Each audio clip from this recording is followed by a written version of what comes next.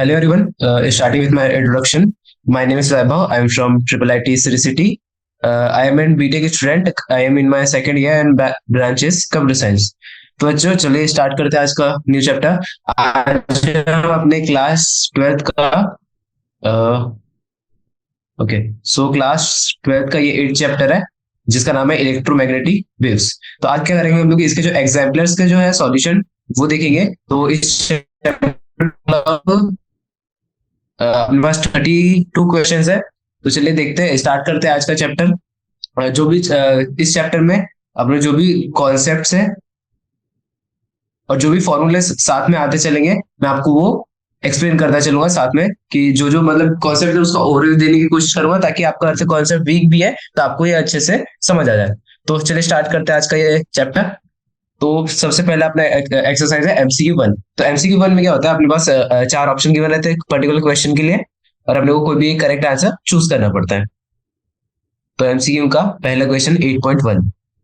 तो चलिए स्टार्ट करते हैं। तो MCQ में हम लोग क्या करेंगे, जो सारे सारे क्वेश्चन है सारे क्वेश्चन के चार ऑप्शन चेक करेंगे कि जो करेक्ट वाला क्यों करेक्ट है और इनकरेक्ट वाला क्यों इनकरेक्ट है ताकि आपके कॉन्सेप्ट स्ट्रांग हो। ठीक है, तो पहला question, one requires 11 electron volt of energy to dissociate a carbon monoxide molecule into carbon and oxygen atoms। तो फर्स्ट लाइन में क्या गिवन है अपने पास कि अपने को कितना एनर्जी चाहिए, 11 इलेक्ट्रॉन वोल्ट एनर्जी चाहिए। ठीक है, for carbon monoxide. Carbon monoxide क्या होता है, CO। CO क्या करना है अपने पास, इंटू कार्बन एंड ऑक्सीजन के एटम में अलग अलग करना है, C+O ऐसे अलग अलग करना है। तो इसको ब्रेक करने के लिए अपने को 11 इलेक्ट्रॉन वोल्ट एनर्जी चाहिए होती है, ये अपने को क्वेश्चन में गिवन है। ठीक है, आगे क्या बोल रहा है, the minimum energy frequency of appropriate electromagnetic radiation to achieve the dissociation lies in. तो ये हो रहा है कि इस जो डिसोसिएशन है इसको करने के लिए अपने को मिनिमम कितनी फ्रीक्वेंसी चाहिए। ठीक है, तो अपने पास एनर्जी गिवन है और अपने को क्या फ्रीक्वेंसी की बात करा, फ्रीक्वेंसी भी अब इसने डायरेक्टली नहीं गिवन है, इसमें क्या है रीजन दे रखा है। तो ये क्वेश्चन क्या है, थोड़ा थ्योरेटिकल प्लस न्यूमेरिकल हो गया। ठीक है, तो थ्योरेटिकल क्या थे, अपने को पता रहना चाहिए कि पर्टिकुलर रीजन की क्या रेंज होती है फ्रीक्वेंसी की, और न्यूमेरिकल ऐसे कि हम लोग के पास एनर्जी गिवन है तो हम लोग सबसे पहले क्या करेंगे, एनर्जी से फ्रीक्वेंसी कैलकुलेट करने का ट्राई करेंगे। तो स्टार्ट करते हैं। एनर्जी अपने पास गिवन है 11 इलेक्ट्रॉन वोल्ट गिवन है। ठीक है, वोल्ट नहीं इलेक्ट्रॉन वोल्ट। तो इलेक्ट्रॉन वोल्ट को हम लोग अर्थ हम लोग जूल में चेंज करें, दैट विल बी 11 इंटू ये इलेक्ट्रॉन का चार्ज कितना था 1.6 इंटू 10⁻⁻19 जूल। तो अपनी आ गई -19 जूल। तो ये अपनी एनर्जी काय में आ गई अभी जूल में इलेक्ट्रॉन वोल्ट से। तो हम लोग जब इसको सॉल्व करेंगे तो this will be 16 multiply by 11, तो this will be 16, this will be 16, तो ये हो जाएगा 176। ठीक है, तो ये आ गया अपना प्रोडक्ट। ठीक है, तो इसका लिख लेते हैं हम लोग फिर से, दैट इज 17.6 इंटू 10⁻⁻19 जूल। ये आ गई अपनी एनर्जी। ठीक है, तो अब आ रही है एनर्जी की बात किसकी, H की। H अपने को पता है दैट इज कांस्टेंट, उसकी वैल्यू क्या होती है 6.62 इंटू 10⁻⁻34। ये तो अपना कांस्टेंट है और ये तो आप सबको पता रहना चाहिए कांस्टेंट की वैल्यू। मतलब आपसे डायरेक्ट क्वेश्चन में किसी किसी क्वेश्चन में गिवन रहता है जेई में और किसी किसी में नहीं गिवन रहता है, तो अपने को पता रहना चाहिए हर एक कांस्टेंट की वैल्यू। तो अब नेक्स्ट क्या होता है, अपने पास एनर्जी क्या होता है is equal to H multiply by frequency कर लेते हैं डायरेक्ट, टाइम नहीं करते। ठीक है, तो H टाइम्स F, ये एनर्जी का अपने पास फॉर्मूला हमको पहले से पता है कि energy is product of a constant H and multiplication with frequency. तो अपने पास E है H है, अपने को F कैलकुलेट करना है, simple, F will be E by H। तो एनर्जी हम लोगों ने कैलकुलेट करी थी, दैट वाज 17.6 इंटू 10⁻⁻19 एंड अपना H कितना था, दैट वाज 6.62 इंटू 10⁻⁻34। तो यहाँ से जो है अपना ये 10 की पावर जब हम सॉल्व करेंगे तो 19 और 34 कितना हो जाएगा, that will B 17, 10 and +5 15। This will be 10⁻15 और ये यहाँ पे आ जाएगा 17.6 डिवाइड बाय 6.62। ठीक है, ये अपने पास एक्सप्रेशन आया अभी अभी। तो जब इसको सॉल्व करने का ट्राई करेंगे तो ये आ जाएगा अपने पास 176 अपॉन 66.2 इंटू 10⁻15। तो ये अपना अप्रोक्सीमेटली आ जाएगा अपना 2.66 इंटू 10⁻15 हर्ट्स के इक्वल है। ये अप्रोक्स आंसर है, लगभग लगभग इसके आंसर में है। तो अब हम लोग अपना और से ये ऑप्शंस चेक करें तो ऑप्शन में अपने पास डायरेक्ट फ्रीक्वेंसी नहीं है, तो अपने को इस क्वेश्चन के लिए पर्टिकुलर क्या पता रहना चाहिए, हर एक रीजन की फ्रीक्वेंसी की रेंज। तो ये जो अपने आ रहा है 10⁻15 हर्ट्स के रेंज में आ रहा है, तो ये कौन सा रीजन होता है अपना, यूवी रीजन। कहा गया अल्ट्रा वायलेट रीजन, तो ये अपना इसका आंसर हो जाएगा सी, ये आ जाएगा अपना यूवी रीजन के अंडर में। ठीक है, तो ये अपना पहला क्वेश्चन सॉल्व होता है। तो ऐसे अपने को सारी थ्योरी पता रहना चाहिए इस पर्टिकुलर चैप्टर की, मतलब आप लोग सॉल्व भी कर लेंगे पर आप इस क्वेश्चन का आंसर ऐसे डायरेक्टली नहीं कर पाते और आपको रीजन के बारे में पता नहीं रहता। ठीक है, तो अब चलते हैं नेक्स्ट नेक्स्ट क्वेश्चन पे, सेकंड क्वेश्चन पे। तो सेकंड क्वेश्चन में क्या है, ओके सो सेकंड क्वेश्चन क्या बोल रहा है, 8.2। तो सेकंड क्वेश्चन क्या है, a linearly polarised electromagnetic wave given as E is equal to E naught I cos kz minus omega t। तो अपने पास ये इक्वेशन गिवन है, E is equal to E naught, ये हो जाएगा ऐसा amplitude cos of kz minus of omega T, और इसका डायरेक्शन क्या है आई कैप, मतलब ये है अपनी एक्स डायरेक्शन में। ठीक है, ये है अपनी हो गई इक्वेशन इलेक्ट्रोमैग्नेटिक वेव की। अब क्या हो रहा है, is incident normally on a perfectly reflecting infinity wall at z equals to a। तो अपने पास क्या है, एक वॉल है, ठीक है, तो z इक्वल्स टू a, मतलब ये वॉल का इक्वेशन गिवन है, तो z इक्वल्स टू a पे ये अपनी परपेंडिकुलर गिर रही है। ठीक है, ऐसे ये z एक्सिस है और ये x एक्सिस है, तो अपनी वेव ऐसी आई और इस पे ऐसी परपेंडिकुलर, मतलब नॉर्मली गिरेगी ना, क्वेश्चन में बोला हुआ है कि normally on a perfectly reflecting infinity wall. तो ये वॉल तो इन्फिनिटी और ये क्या है, reflecting wall, this is reflecting wall, मतलब इससे जो वेव आएगी पूरी पूरी रिफ्लेक्ट हो जाएगी। बोल रहा है assuming that the material of the wall is optically inactive the reflected wave will be given as। तो अपनी वेव ऐसे ऐसे चल के आएगी, ऐसे नॉर्मली टकराएगी और फिर ऐसे बाउंस बैक हो जाएगी। तो जो वेव वापस जाएगी तो उसका क्या बोल रहा है, ये इक्वेशन बताने को बोल रहा है अपनी से। ठीक है, तो एक वेव अपनी आगे जा रही है और एक वेव पीछे आ रही है, तो वही अपने से सब इक्वेशन ऑफ द वेव पूछा जो वापस आ रही है। तो अपने को पता है कि जो अपनी वेव आ रही है उसको हम लोग मान लेते हैं कि वो प्लस एक्स की तरफ जा रही है, प्लस एक्स एक्सिस में। क्यों, ये हमको कैसे पता चला, तो जब हम इक्वेशन का एनालिसिस करेंगे equation was E is equal to E naught I cap cos kz minus omega T. तो जो आई कैप था इससे अपने को पता चला कि जो अपनी इक्वेशन ये कहां जा रही है, प्लस एक्स एक्सिस में, पॉजिटिव एक्स एक्सिस में। ठीक है, तो बाउंस बैक होकर कहां जाएगी, नेगेटिव एक्स एक्सिस में। ठीक है, नेगेटिव एक्स एक्सिस में, इतना अपने को पता चल रहा है। तो अब बारी है इक्वेशन की। इक्वेशन कैसे लिखेंगे हम लोग, रिफ्लेक्टेड व्यू का जो इक्वेशन रहेगा that will be E R. तो इसे हम लोग ये रिफ्लेक्टेड व्यू के लिए ई आर यूज कर रहे हैं हम लोग। फिर ई आर हो जाएगा अपना ई नॉट, एम्पलीट्यूड तो चेंज होगा रिफ्लेक्शन से और जो डायरेक्शन होगा वो माइनस आई होगा। ठीक है, फिर कॉस तो जैसे का वैसा रहेगा, फिर अंदर में जब हम जाए तो हो जाएगा के, और ठीक है वो भी चेंज नहीं होगा। ठीक है, minus of omega T.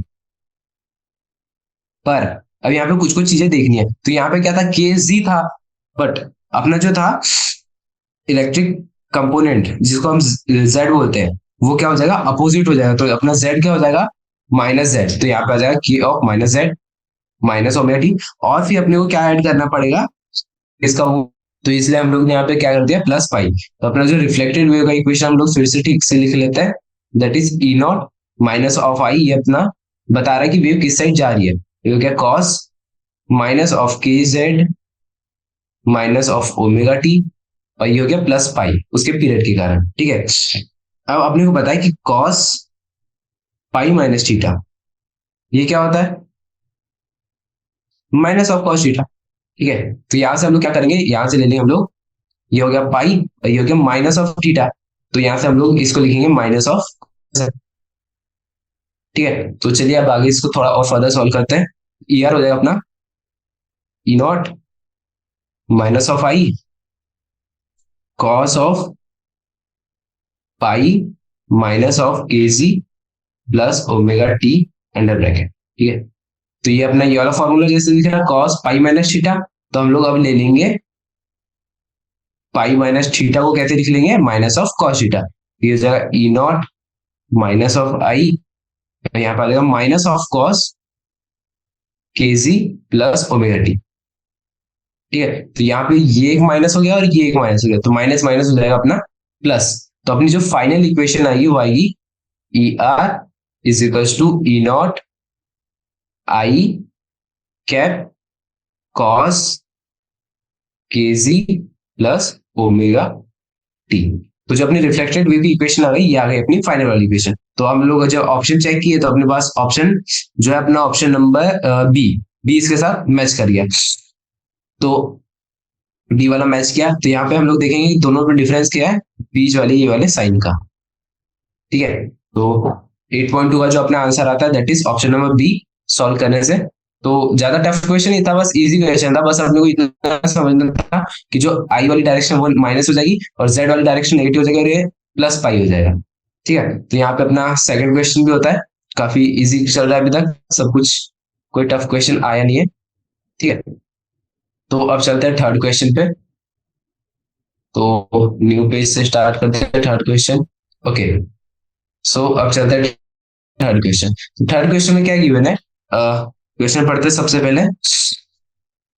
Light with an energy flux of 20 watt per centimeter square falls on a non reflecting surface at normal incidence। तो ये क्या बोल रहा है, एक लाइट है जिसका एनर्जी फ्लक्स है, एनर्जी फ्लक्स, ये अपना थर्ड क्वेश्चन चल रहा है, ठीक है। तो एनर्जी फ्लक्स कितना बोल रहा है, 20 वॉट।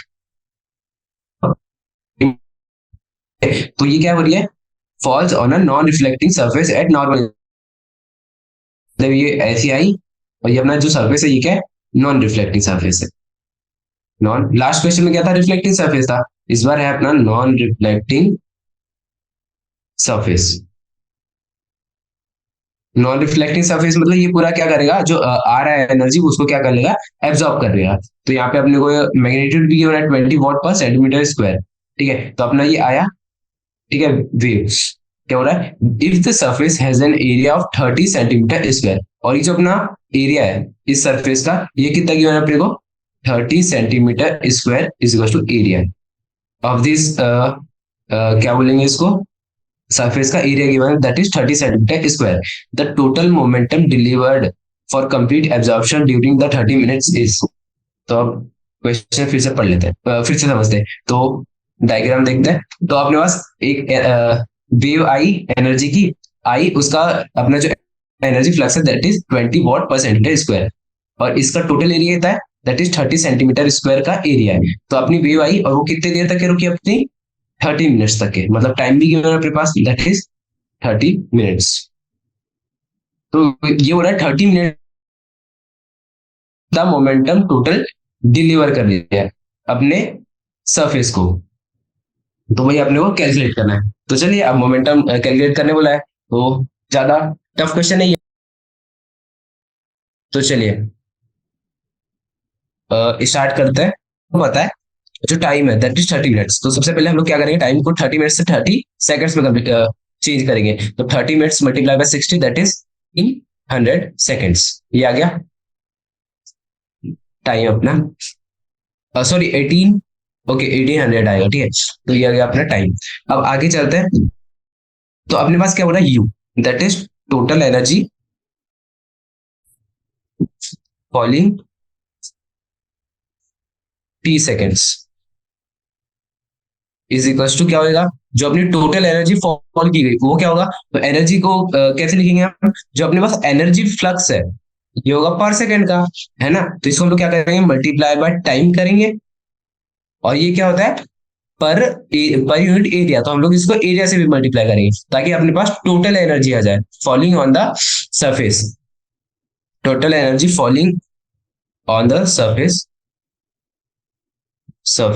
पर टाइम टी, ठीक है, तो अपने पास एनर्जी मल्टीप्लाई बाय एरिया, तो एनर्जी फ्लक्स अपने पास क्वेश्चन में कितना गिवन है, दैट इज 20, ठीक है, और जो टाइम गिवन है दैट इज टाइम कितना गिवन था अपने पास, दैट वाज 1800 सेकेंड्स, ठीक है, हम लोग सेकंड में चेंज कर दिए थे क्योंकि अपने को ऐसा यूनिट चाहिए रहेगी, और फिर क्या एरिया, एरिया अपने पास क्या गिवन था, दैट वाज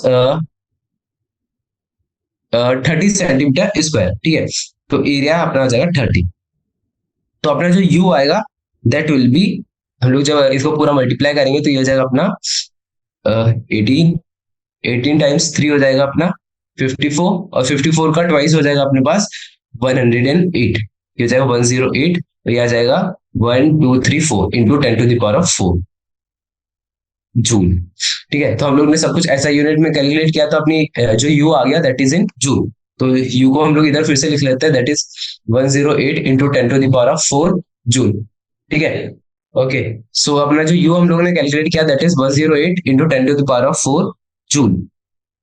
अब बारी आई किसकी, मोमेंटम की, ये क्या हो रहा है मोमेंटम, क्योंकि क्वेश्चन में अपने को क्या बोला था, क्वेश्चन हम लोग फिर से देखेंगे तो बोल रहा है टोटल मोमेंटम डिलीवर, तो मोमेंटम क्या होगा, मोमेंटम ऑफ द लाइट, मतलब momentum of the incident wave, ये क्या हो जाएगा, मोमेंटम क्या होता है अपना पी, पी को हम लोग कैसे करते हैं, energy by C, E by C, ठीक है, तो अपना ई मतलब यू जो हम लोगों ने अभी भी कैलकुलेट किया था दैट इज यू बाय सी, तो यू हम लोगों ने अभी कितना कैलकुलेट किया दैट इज 108 इंटू 10⁴, 108 इंटू 10⁴, ठीक है, और डिवाइड बाय सी, सी क्या अपना speed of light that is constant that is 3 into 10⁸, तो ये भी अपनी ऐसा यूनिट में और ये भी ऐसा यूनिट में, ठीक है, तो अब जो अपना मोमेंटम आ जाएगा, momentum that is 108 into 10⁴, 3 into 10⁸, तो ये इसको हम लोग जब ऊपर ले जाएंगे तो ये हो जाएगा 10⁻⁻⁴, और 3 को हम लोग 108 से जब डिवाइड करेंगे, सॉरी 108 को 3 से डिवाइड करेंगे तो दैट विल बी 3, ठीक है, तो ये जो अपने आ गया that is 3 into, sorry sorry sorry 3 नहीं 3 नहीं 36 into 10⁻⁻⁴ kg per metre second, sorry kg metre per second, ये आ गई अपनी मोमेंटम, ठीक है, पर ये अपना फाइनल आंसर अभी जो है वो नहीं है, क्योंकि हम लोग ने जो मोमेंटम अभी कैलकुलेट किया है वो अभी नॉर्मल वाला मोमेंटम है ऑफ इंसिडेंट लाइट, ठीक है ना, एज हम अपने को पता है कि जो है इसमें रिफ्लेक्शन नहीं हो रहा है, ठीक है, रिफ्लेक्शन इज नॉट देयर, ठीक है, ये हम लोग ने मोमेंटम क्या किया, जब लाइट आई उसका हम लोग ने टोटल कैलकुलेट कर लिया कि इसका आने पे कितना मोमेंटम था, मतलब ये क्या अपना मोमेंटम इनिशियल वाला, मतलब पी इनिशियल जो हो जाएगा अपना दैट इज 36 इंटू 10⁻⁻⁴, अब क्या हो रहा है आफ्टर द रिफ्लेक्शन, तो जाने वाला भी तो कुछ रिफ्लेक्शन होगा पी फाइनल, क्योंकि अपने को क्या कैलकुलेट करना है, P final minus P initial calculate करना है ना, तो पर अपने को क्वेश्चन में एक कंडीशन गिवन थी दैट वाज कि अपना जो सरफेस है that is non reflecting surface, non reflecting surface मतलब ये क्या करेगा, जितनी भी इंसिडेंट वेव होगी ये क्या कर लेगा, पूरी की पूरी एब्जॉर्ब कर लेगा, एब्जॉर्ब कर लेगा मतलब जो इससे वेव है बाहर निकलेगी नहीं, बाहर नहीं निकलेगी तो फाइनल वाला मोमेंटम क्या हो जाएगा, दैट विल बी जीरो, तो अब यहाँ पे अपना क्वेश्चन कंप्लीट होने पे आ गया, अपने को क्या चाहिए था, चेंज इन मोमेंटम, मतलब एनर्जी मोमेंटम डिलीवर ना, तो डेल्टा पी हो जाएगा अपना P final minus of P initial, तो जो पी फाइनल जीरो और पी इनिशियल है वो हो जाएगा अपना जो हमने कैलकुलेट किया था that was 36 × 10⁻⁻⁴ kg metre per second. तो ये आ जाएगा अपना that is 36 × 10⁻⁻⁴ minus of 36 kg metre per second, ये आ गया अपना डेल्टा पी। तो जब हम ऑप्शन चेक करेंगे तो यहाँ पे ऑप्शन में नेगेटिव साइन नहीं है, ऐसा क्यों? क्योंकि यहाँ पे डायरेक्शन नहीं पूछ रहा है, सिर्फ क्या पूछ रहा है, मैग्नीट्यूड पूछ रहा है। तो 8.3 का जो आंसर हो जाएगा that is option number B. ठीक है, अपना बी वाला ऑप्शन जो है इसका मैच कर गया 36 × 10⁻⁻⁴। तो 8.3 यहाँ पे क्वेश्चन भी सॉल्व होता है। ओके, सो अब चलते हैं नेक्स्ट क्वेश्चन, क्वेश्चन नंबर 4 पे। तो फोर्थ क्वेश्चन के लिए न्यू पेज निकाल लेते हैं। तो ऐसा अभी तक हम लोगों ने 3 क्वेश्चन सॉल्व किए, तीनों में ऐसे कुछ डिफिकल्टी आई नहीं है, सब कुछ इजी चल रहा है, मतलब बेसिक फॉर्मूले है और अपने को फॉर्मूले बस ठीक से पुट करने आने चाहिए। तो नेक्स्ट क्वेश्चन, फोर्थ क्वेश्चन। तो फोर्थ क्वेश्चन क्या है? The electric field intensity produced by the radiation coming from 100 watt bulb at a 3 meter distance। तो क्वेश्चन क्या हो रहा है? जो इलेक्ट्रिक फील्ड इंटेंसिटी है produced by the radiation coming from 100 watt bulb. तो अपना जो बल्ब है इसका हम लोग एक बार डायग्राम बना के समझते हैं। ठीक है, ये अपना बल्ब है। ठीक है, ये बल्ब कितना वॉट का है? 100 watt का है। ठीक है, तो इससे क्या हो रहा है? इलेक्ट्रिक फील्ड जनरेट हो रही है इसके रेडिएशन से। ठीक है, इसका जो रेडिएशन है इसके कारण एक इलेक्ट्रिक फील्ड जनरेट हो रही है, इलेक्ट्रिक फील्ड। ठीक है, तो इसके रेडिएशन से इलेक्ट्रिक फील्ड जो जनरेट हो रही है वो उसकी वैल्यू अपने को कितनी गिवन है? ई। और इसका डिस्टेंस भी गिवन है, कितने दूर पे? Eight 3 metre. ओके, सो अपने पास डिस्टेंस भी गिवन है 3 मीटर पे, जो अपना लोग ने इलेक्ट्रिक फील्ड कैलकुलेट किया दैट इज ई। ठीक है, और बल्ब का वोल्टेज भी गिवन है that is 100 watt। The electric field intensity produced by radiation coming from 50 watt bulb at the same distance is. तो बोला कि अब हमने क्या किया, जो बल्ब का वोल्टेज है वो हमने चेंज करके कितना कर दिया? बल्ब जो था पहले 100 watt का था, अब हम लोग ने बल्ब कर दिया 50 watt का। और अब लोग फिर से इसके जो है रेडिएशन के कारण, इसके कारण भी इलेक्ट्रिक फील्ड जनरेट होगा। ठीक है, इलेक्ट्रिक फील्ड जनरेट होगा। तो ये पूछ रहा है कि इसके कारण जो इलेक्ट्रिक फील्ड जनरेट हो रहा था दैट वाज ई, तो इसके कारण इलेक्ट्रिक फील्ड कितना जनरेट होगा दैट अपने को ई नॉट अपने को कैलकुलेट करना है। और यहाँ पे जो डिस्टेंस है वो भी 3 मीटर की बना है। ठीक है, तो जो रेडिएशन के कारण इलेक्ट्रिक फील्ड फॉर्मूला, तो उसके कारण जो सॉरी ओके, सो अपना जो इलेक्ट्रिक फील्ड का जो होता है रिलेशन विथ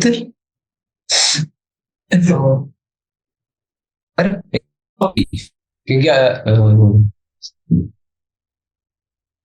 ओके, सो क्योंकि जो अपना ई नॉट होता है ई स्क्वायर आता है इज टू पावर में। ठीक है, पावर वाले फॉर्मूले में। तो वैसे ही हम लोग रिलेशन जब लिखेंगे that is E naught proportional to root of P.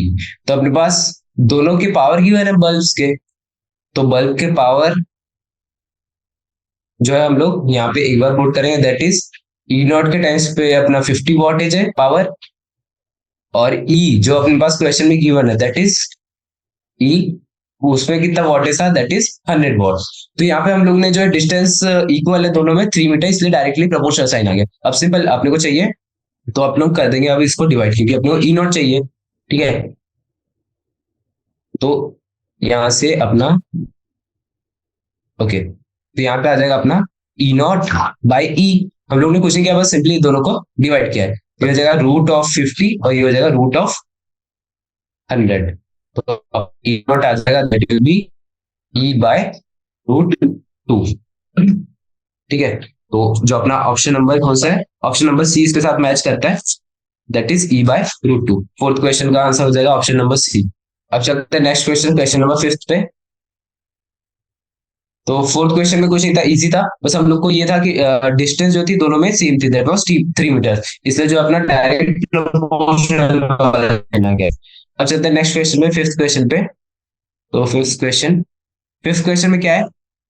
If E and B represent electric and magnetic field vectors. तो अपने पास ई जो है that is electric field vector, electric field, और बी जो है मैग्नेटिक फील्ड।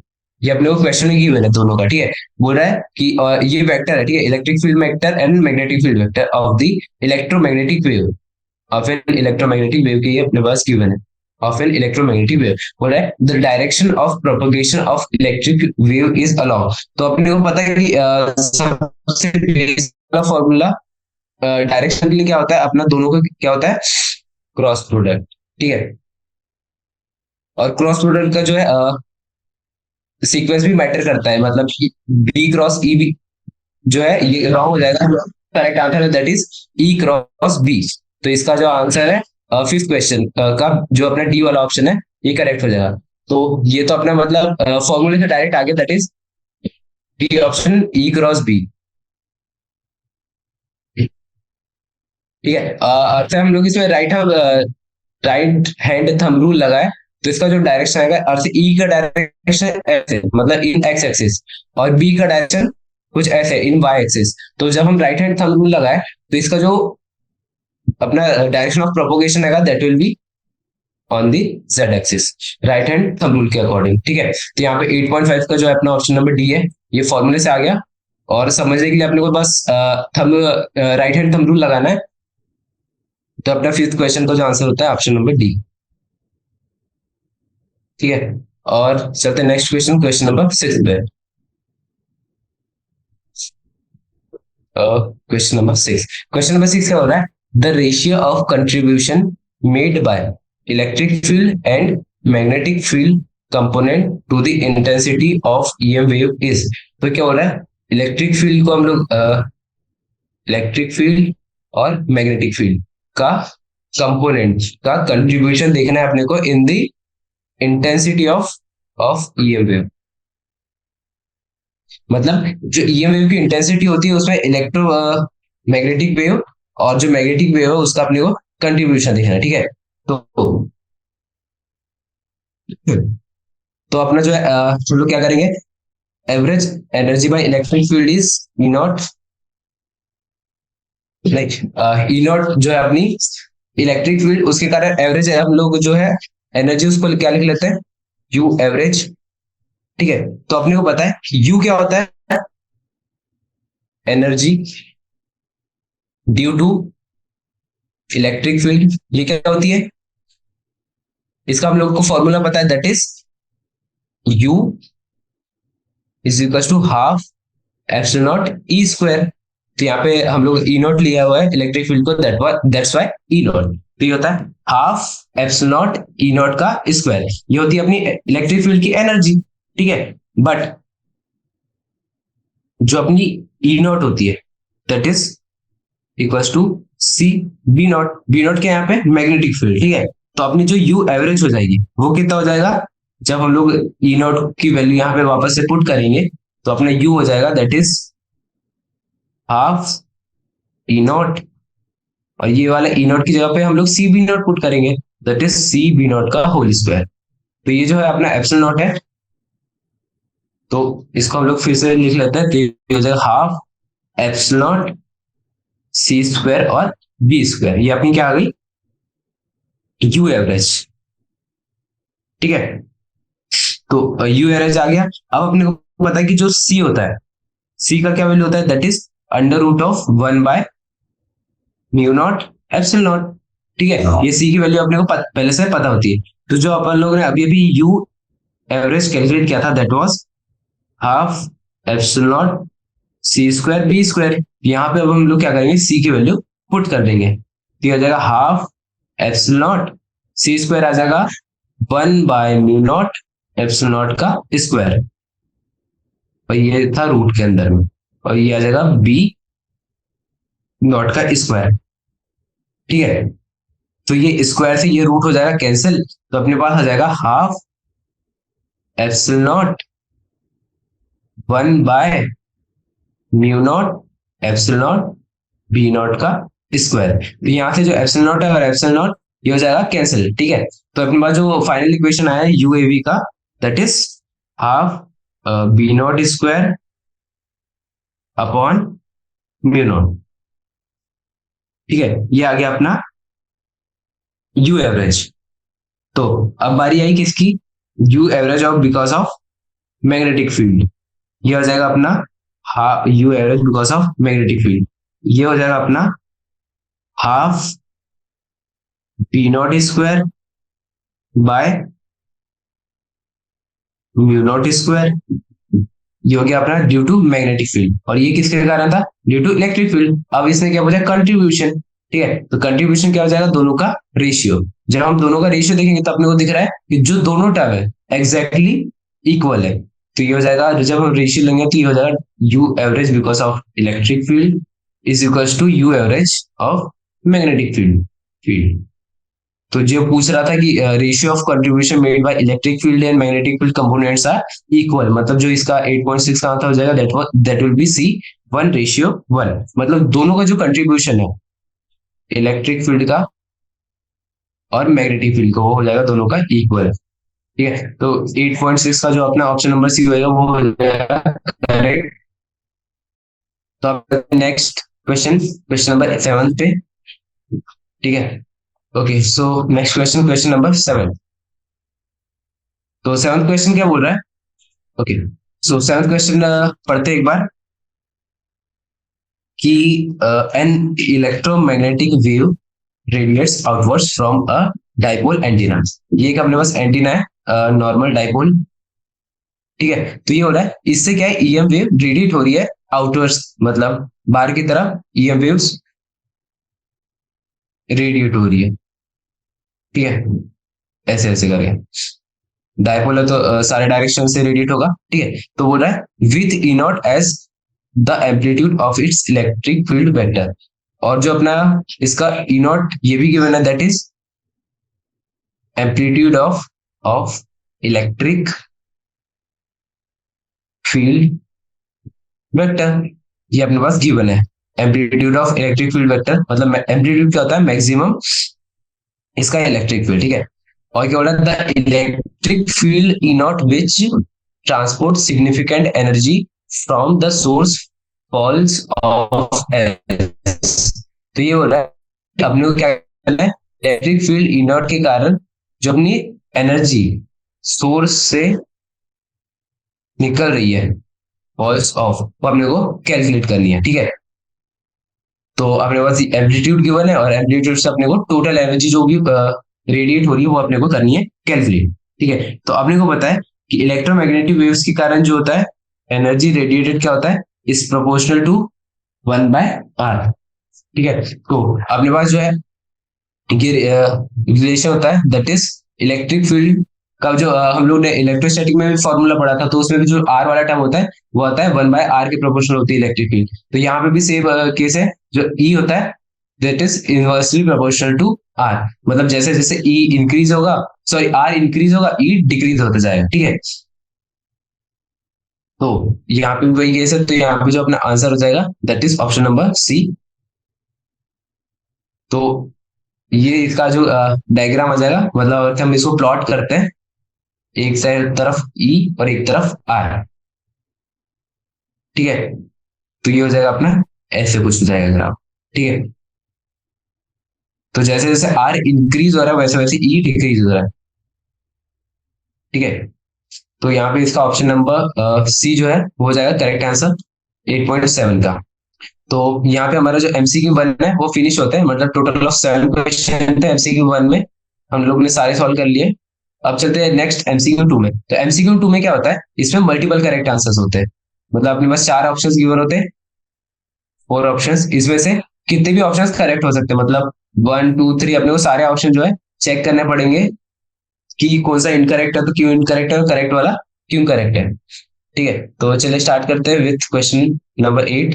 ठीक है, 8th क्वेश्चन।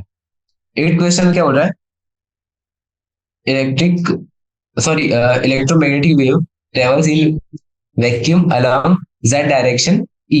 तो अपने पास इक्वेशन गिवन है इलेक्ट्रोमैग्नेटिक वेव की is equals to E1 i cap plus E2 j cap. ठीक है, तो जे डायरेक्शन में ट्रेवल करने के लिए अपने पास ये वेक्टर गिवन है। ठीक है, ये अपना क्या है, एम्पलीट्यूड वाला टर्म, और ये हो जाएगा cos kg minus omega T, ठीक है, कि अपनी इक्वेशन में आता है, और ये हो गया अपना एम्पलीट्यूड वाला टर्म, ठीक है। तो क्या हो रहा है, choose the correct options from the following, और जो अपने पास ऑप्शंस है उसको देखना हो रहा है अकॉर्डिंग टू दिस इक्वेशन, ठीक है। तो क्या हो रहा है, एक एक करके ऑप्शन पढ़ता है। पहला ऑप्शन क्या है, पहला ऑप्शन क्या हो रहा है, the associated magnetic field is given as B. तो क्या होता है, मैग्नेटिक फील्ड के बारे में पूछ रहा है कि B का वैल्यू का, तो अपने को पता है दैट इज बी क्या होता है, ई बाय सी, ठीक है। तो बी होता है अपना ई बाय सी, और यहाँ पे ई कितना गिवन है, that is E one I minus E two J cos K Z minus omega T, ये होता है ई, और इसको हम लोग क्या करेंगे, डिवाइड बाय सी। तो ये होता है अपना इलेक्ट्रिक फील्ड, डिवाइड बाय सी करेंगे तो अपने पास क्या आ जाएगा, मैग्नेटिक फील्ड। तो जो अपना पहला वाला ऑप्शन है, जब हम इसको जो अपनी टर्म आई है बी वाली और इससे कंपेयर करेंगे फिर मैच करता है, तो अपना ऑप्शन नंबर ए तो करेक्ट है, that is associated magnetic field is given by B is equals to 1/c E one I cap minus E two J cap cos K Z minus omega T, पहला option match करता है। अब चलते हैं second वाले option पे। Second वाला option में क्या लिखा है, the associated magnetic field is given as, तो ऊपर वाला जब ऑप्शन करेक्ट है तो ये वाला ऑटोमेटिकली इनकरेक्ट हो जाएगा। तो यहाँ पे इनकरेक्ट कहाँ पे हो रहा है ये, ओके, अच्छा यहाँ पे साइन का डिफरेंस है, इसलिए ये वाला इनकरेक्ट हो जाएगा। और वैसे भी हम लोगों ने जो कैलकुलेट किया है दैट इज पहला वाला, तो अपना बी वाला तो ऑटोमेटिकली करेक्ट इनकरेक्ट होना ही था। तो वैसे ही अब चलते हैं next option, option number C पे, the given electromagnetic field is circularly polarise. तो जब हम इसका मतलब ई वाला सॉरी एम्पलीट्यूड वाला कंपोनेंट देखेंगे that is E one I cap minus E two J cap. तो यहाँ पे जो आई और जे है, यहाँ पे दोनों के component that is in a plane, ये मतलब ये किसी प्लेन में lie in the plane. For circular polarisation we need 3D, ठीक है। तो इसका जो ऑप्शन नंबर सी जो है ये इनकरेक्ट हो जाएगा, क्योंकि अपने पास 3D नहीं 2D अपने पास एम्पलीट्यूड गिवन है। तो इसका जो ऑप्शन नंबर ए और डी, ये जो दो ऑप्शन है ये करेक्ट हो जाएंगे। पहला अपना बी का फॉर्मूला हो जाएगा, दूसरा the electromagnetic wave is plane polarized, ठीक है। तो यहाँ पे 8.8 वाला जो क्वेश्चन है इसके आंसर हो जाएंगे ए एंड डी। अच्छा, तो नेक्स्ट क्वेश्चन 8.9 पे, नाइन्थ क्वेश्चन। तो जो एमसीक्यू 2 है ये थोड़े स्लाइटली टफ होते हैं, जो अपने एमसीक्यू 1 होते हैं उनसे। तो next question, ninth question, the electromagnetic wave travelling along Z axis is given by. तो फिर से अपने पास इक्वेशन गिवन है लास्ट क्वेश्चन जैसे, बट पिछला वाला जो था उसमें आई और जे के कंपोनेंट था, बट यहाँ पे जो अपने पास डायरेक्ट ई नॉट गिवन है, cos K Z minus omega T, ठीक है। तो ये अपनी ई की इक्वेशन गिवन है। Choose the correct option from the following, तो ये करेक्ट ऑप्शन चूज करने बोल रहा है। तो सबसे पहले क्या हो रहा है, magnetic field is given by, तो जो अपनी मैग्नेटिक फील्ड है that is K by C, sorry E by C, ठीक है। तो जो अपनी इलेक्ट्रिक फील्ड होती है दैट इज, यहाँ पे इलेक्ट्रिक फील्ड को ई डायरेक्टली इसने ले लिया है, तो ये हो जाएगा ई बाय सी। तो बस यहाँ पे जो डायरेक्शन है, यहाँ पे इसको हम लोग कंसिडर करना पड़ेगा। तो यहाँ पे जो इसका है क्या हो रहा है, जेड एक्सिस में, तो इसका हम लोग जो है क्रॉस प्रोडक्ट विथ के कैप होगा, क्योंकि यहाँ पे अपने को पहले से question given that is it is along the Z axis, तो इसका जो क्रॉस प्रोडक्ट विथ ई होगा तो हो जाएगा K cross E by C, that is अपना बी। तो जब हम इसको सिंप्लीफाई करके लिखेंगे तो अपना जो नया इक्वेशन आएगा दैट विल बी 1/ओमेगा के कैप क्रॉस ई, ठीक है। तो अपना ऑप्शन नंबर ए जो है ये होता है करेक्ट इसके साथ। फिर चलते हैं next option, option number B पे, the electromagnetic field can be written in terms of associated magnetic field as E is equals to C B cross K. तो हम लोग ने अभी अभी एक फॉर्मूला लिखा था ऊपर पे, दैट वाज बी का फॉर्मूला, उसमें था v is equals to K cross E by सी, ये हम लोग ने फॉर्मूला लिखा था अभी ऊपर, के क्रॉस ई, ठीक है। तो अब क्या हो रही है, अर्थ से हम लोग इसको ऐसे डायरेक्टली अर्थ से लिखने का ट्राई करेंगे, तो ये हो जाएगा C is equal to, sorry, C multiply by B is equal to K cross E. तो हम लोग क्या करेंगे, अब दोनों साइड के वेक्टर का मल्टीप्लाई करेंगे, क्रॉस प्रोडक्ट करेंगे, हो जाएगा ई सी बी क्रॉस के, ठीक है। तो जो अपने को रिजल्ट जो चाहिए था, तो डी ऑप्शन का रिजल्ट चाहिए था, वो आ गया अपने पास, that is E is equal to C B cross K कर।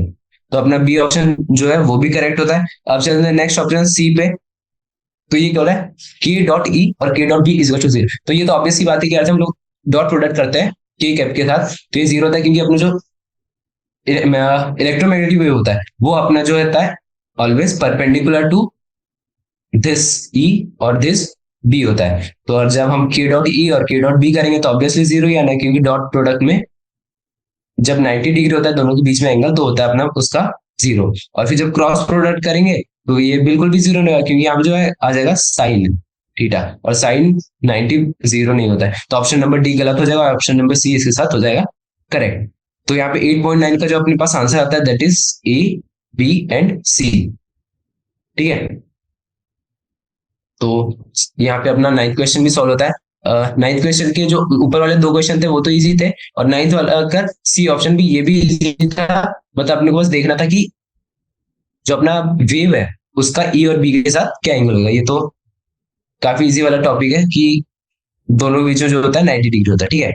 तो अब चलते हैं next question, question number 10th पे।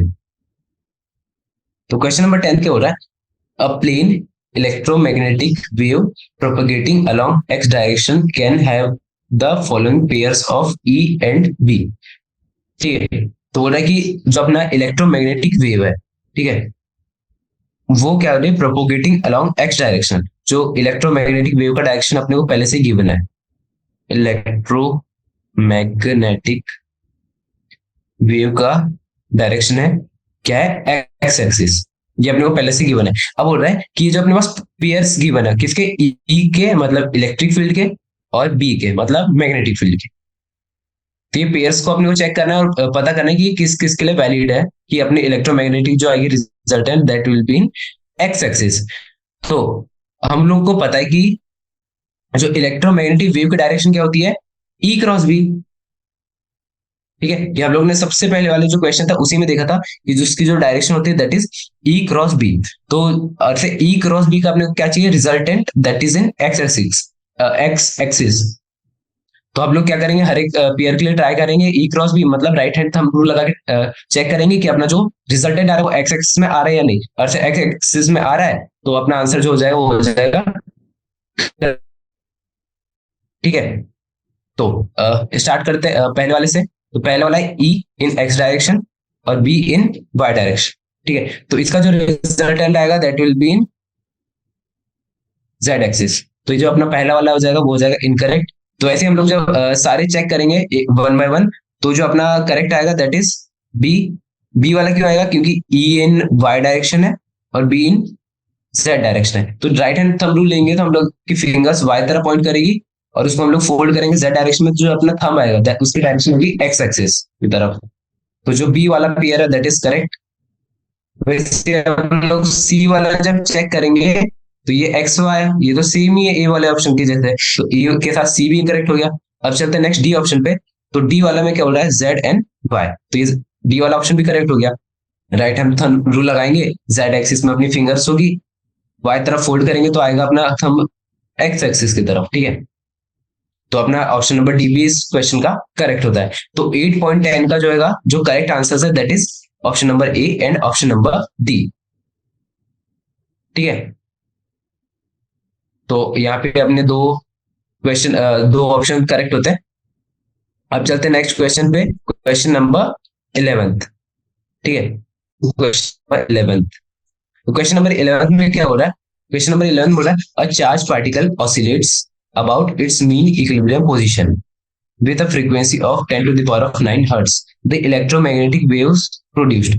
तो बोल रहे कि अपने पास क्या है, एक चार्ज पार्टिकल है, चार्ज पार्टिकल है। और क्या हो रहा है, उसकी ऑसिलेशन की फ्रीक्वेंसी कितनी है? Frequency is 10⁻⁹ hertz. ये अपनी इस फ्रीक्वेंसी से क्या कर रहा है, ऑसिलेट कर रहा है। और ऑसिलेट कहाँ कर रहा है? About it's mean position, mean equilibrium position के अराउंड ये ऑसिलेट कर रहा है, ठीक है। तो वाइब्रेटिंग जो पार्टिकल होगा वो क्या करेगा, एसएचएम करेगा, क्योंकि ये मीन पोजिशन है। तो इसके आजू बाजू ये क्या करेगा, एसएचएम करेगा। तो जो अपना ए ऑप्शन है, या ये हो जाएगा अपना करेक्ट, क्योंकि जो ऑसिलेशन होगा वो मीन पोजिशन के अराउंड होगा, that will be in SHM, sorry produce करेगा, that will be electromagnetic wave. तो इलेक्ट्रोमैग्नेटिक वेव जब उसके ऑसिलेशन के कारण प्रोड्यूस हो रही है, तो उसकी फ्रीक्वेंसी तो सेम ही होगी जो उसकी ऑसिलेशन की फ्रीक्वेंसी है। तो फ्रीक्वेंसी हो जाएगी 10⁻⁹ हर्ट्ज। जब अपना ऑप्शन नंबर ए करेक्ट है तो बी वाला ऑटोमेटिकली इनकरेक्ट हो जाएगा, ठीक है। तो अब चलते हैं नेक्स्ट वाले सी वाले ऑप्शन पे। तो सी वाले ऑप्शन में क्या है, अपने पास वेवलेंथ के बारे में पूछा है। तो अपने को पता है फ्रीक्वेंसी कितनी गिवन है अपने पास, that is 10⁻⁹ hertz. Speed of light 3 × 10⁸ ये अपने को पता रहती है। तो अपना जो लैम्डा वेवलेंथ के बारे में पूछ रहा है ना, तो लैम्डा कितना हो जाएगा, that is C by frequency.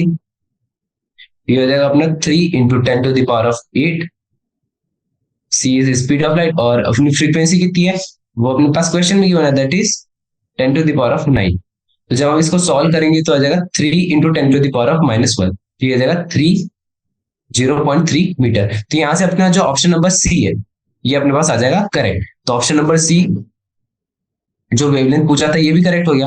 अब चलते हैं next option, option number D पे। क्या हो रहा है, the reason is of radio waves. तो इसके लिए फिर से जो हम लोग ने क्वेश्चन नंबर सेकंड किया था, सॉरी फर्स्ट क्वेश्चन किया था, उसमें भी ये चीजें पूछा था रीजन के बारे में। तो यहाँ इस चैप्टर से अपने को ये पता चलता है कि जो रीजन है उनकी फ्रीक्वेंसी की रेंज अपने को पता रहनी चाहिए। तो जो अपना रेडियो वेव है उसकी फ्रीक्वेंसी होती है 10⁻⁹ हर्ट्ज से 10⁻12 हर्ट्ज तक है। तो क्लियरली ये जो अपनी फ्रीक्वेंसी, ये रेडियो वेव्स की फ्रीक्वेंसी की में लाई करे, फ्रीक्वेंसी की रेंज में लाई करे। तो इसका ऑप्शन नंबर डी भी करेक्ट हो जाएगा। तो जो अपना 11th क्वेश्चन है इसका आंसर हो जाएगा ई, सी एंड डी। तो इजी क्वेश्चन था, बस इसमें जो ऑप्शन नंबर डी था वो थोड़ा थ्योरेटिकल था। उसमें अपने को रेडियो वेव्स की जो फ्रीक्वेंसी की रेंज है वो पता होनी चाहिए थी, ठीक है। तो अब चलते हैं नेक्स्ट क्वेश्चन, क्वेश्चन नंबर 12 पे। तो 12th क्वेश्चन क्या हो रहा है, the source of electromagnetic waves can be a charge, ठीक है। जो सोर्स ऑफ इलेक्ट्रोमैग्नेटिक मतलब electromagnetic wave can be a charge, charge मतलब किस टाइप का चार्ज जो है इलेक्ट्रोमैग्नेटिक वेव का सोर्स बन सकता है, ठीक है। तो अपने को अर्थ इलेक्ट्रोमैग्नेटिक वेव जनरेट करनी फ्रॉम किसी चार्ज से। तो उसके लिए अपने को क्या चाहिए, अपने को या तो इधर वो एक्सिलरेटेड चाहिए, एक्सिलरेटेड, और ऑसिलेटिंग चार्ज चाहिए, ऑसिलेटिंग चार्ज, ठीक है। ये कंडीशन होती है अपने इलेक्ट्रोमैग्नेटिक वेव जनरेट करने की किसी चार्ज पार्टिकल से। तो अपना जो ऑप्शन नंबर ए है ये तो वैसे इनकरेक्ट हो जाएगा, क्योंकि ये कांस्टेंट वेलोसिटी की बात कर रहा है, अपने को क्या चाहिए, वो एक्सिलरेटेड चाहिए। तो ऑप्शन नंबर ए हो जाएगा इनकरेक्ट। वैसे ऑप्शन नंबर सी भी इनकरेक्ट हो जाएगा, क्योंकि ये रेस्ट की बात कर रहा है। और ऑप्शन नंबर बी है, ये क्या बोला, मूविंग इन सर्कुलर ऑर्बिट। तो यहाँ पे हम लोग जो ये वाला बी वाला केस था ये अपना सेटिस्फाई कर रहा है, तो बी वाला केस करेक्ट हो जाएगा। चलता है डी पे। डी में क्या आ जाएगा, फॉलिंग इन इलेक्ट्रिक फील्ड। तो इलेक्ट्रिक फील्ड में क्या हो जाएगा, एक्सिलरेटेड नहीं होगा वो। यहाँ पे जो अपना डी ऑप्शन भी इनकरेक्ट होता है, ठीक है। तो 8.12 का जो करेक्ट आंसर हो जाएगा that is option number B only. तो मल्टीपल करेक्ट में भी ऐसा कभी कभी हो सकता है कि एक ही ऑप्शन करेक्ट हो, ठीक है। तो जैसे 8.12 का अपना जो आंसर है दैट इज बी ओनली। तो अब चलते हैं नेक्स्ट क्वेश्चन, क्वेश्चन नंबर 13 पे, ठीक है। तो 13 क्वेश्चन क्या बोल रहा है, अ EM wave of intensity I falls on a surface kept in vacuum and exerts radiation pressure P on it. Which of the following are true? तो ना एक EM wave है जिसकी इंटेंसिटी I, वो किसी सरफेस पे पड़ रहा है और वो क्या है, वैक्यूम में। ये किसी सरफेस पे पड़ रहा है जो रखा है वैक्यूम में, and exert radiation pressure P on it. जो सरफेस पे अपनी रेडिएशन पड़ रही है तो उस पर क्या प्रेशर पी क्रिएट हो रहा है, ठीक है। तो बोल रहा है कौन सा जो है करेक्ट हो रहा है, ठीक है। तो पहला ऑप्शन पढ़ते हैं, radiation pressure is I by C if the wave is totally absorb. तो अपने को बताया कि radiation pressure exerted by the particles per unit area क्या होता है, due to change in momentum क्या होता है, 1/c। ये क्या होता है, momentum in, sorry momentum of particle per unit area per unit time, ठीक है। ये होता है पर यूनिट एरिया और पर यूनिट टाइम क्या होता है, 1/c, ठीक है। ये होता है अपना मोमेंटम चेंज। तो अब अपने को क्या चाहिए, इंटेंसिटी के बारे में बात कर रहा है, ठीक है। तो जब इंटेंसिटी की बात करें, जब जब पूरा का पूरा एब्जॉर्ब हो जाएगा, ठीक है, तो इसका जो रेडिएशन का जो प्रेशर होगा that will be I by C, ठीक है। तो ये अपना जो है ये वाला जो ऑप्शन है यहाँ से करेक्ट हो जाएगा कि radiation pressure is I by C if the wave is totally absorb. और जो बी वाला हो जाएगा ये अपना इनकरेक्ट हो जाएगा, क्योंकि मोमेंटम जो होगा वो डिफरेंट आएगा, तो जो रेडिएशन प्रेशर है वो भी डिफरेंट आएगा, ना कि आई बाय सी। तो ये ऑप्शन नंबर बी भी इनकरेक्ट होता है। और ऑप्शन नंबर सी देखेंगे तो ऑप्शन नंबर सी में क्या हो रहा है, 2 I/c if the wave is totally reflected. जब अपना मोमेंटम 1/c था, कब, जब वेव आके एब्जॉर्ब हो रही थी। अब जब जाएगी तो जो चेंज इन मोमेंटम हो जाएगा वो क्या हो जाएगा, ट्वाइस हो जाएगा, मतलब ये 2/c हो जाएगा। तो यहाँ पे radiation pressure will be 2I/c। तो यहाँ पे ऑप्शन नंबर सी ऐसे करेक्ट होता है। तो ऑप्शन नंबर सी के करेक्ट होने के कारण बी वाला इनकरेक्ट होगा, ये भी बात है। तो यहाँ से ए और सी अभी तक करेक्ट हुए।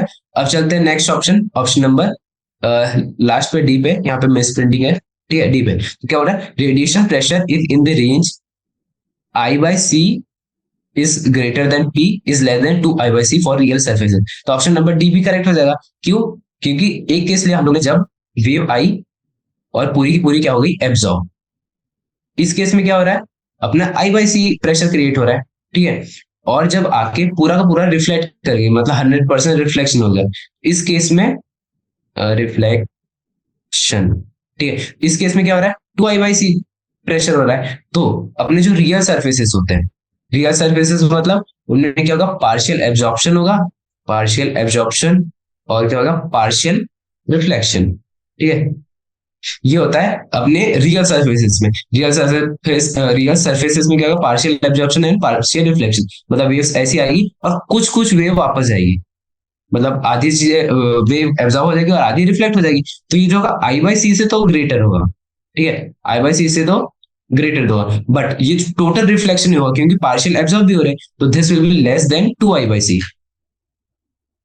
ठीक है। जब हम इन दोनों को कंबाइन करेंगे तो आ जाएगा अपना प्रेशर का range that is greater than I/c and less than 2I/c। तो यहाँ पे अपना option number A, C and D correct होता है फॉर क्वेश्चन नंबर 30। तो आज के लेक्चर में हम लोग ने टोटल ऑफ 13 क्वेश्चन किए, जिसमें से आधे MCQ 1 के थे, सॉरी MCQ 1 थे, और MCQ 2 भी हम लोग ने आज के लेक्चर में फिनिश कर दिया। तो आज का लेक्चर यहीं तक के रखते हैं, हम लोग ने काफी सारे क्वेश्चन कर लिए। नेक्स्ट लेक्चर से हम लोग वेरी शॉर्ट आंसर्स और लॉन्ग आंसर्स में देखेंगे कितने क्वेश्चन खत्म होते हैं, ठीक है। So thank you very much for joining us, have a good day and keep study.